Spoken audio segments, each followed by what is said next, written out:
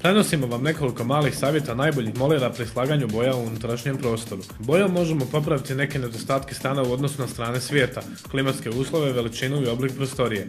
Prostorije okrenute prema sjeveru ili sjeveroistoku imaju malo sunčeve svjetlosti, pa je u takvim prostorijama uvijek hladno.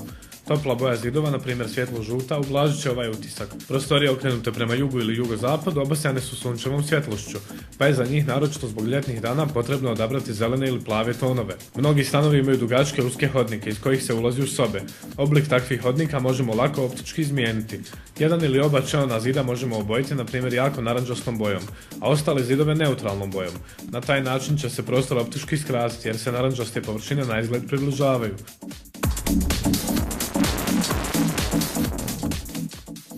Danas predstavljamo uredske komode. Ove komode je moguće naručiti u više varijanti, a izrađene su od najkvalitetnije iverice. Ladice se kreću po metalnim vodjelicama s kugličnim ležajevima, opremljenim graničnicima kretanja.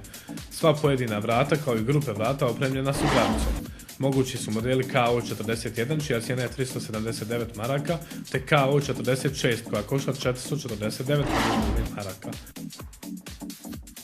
Dimenzije su 155 x 40 do 45 cm, a njihova visina je 78 cm.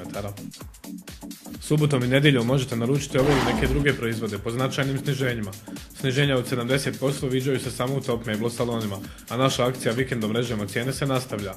Vaši proizvodi vas čekaju i napravljeni su upravo radi vas, u najkvalitetnijim radionicama. Nudimo ih po izuzetno povoljnim cijenama, u što ćete se uvjeriti prilikom vaše prve posjete.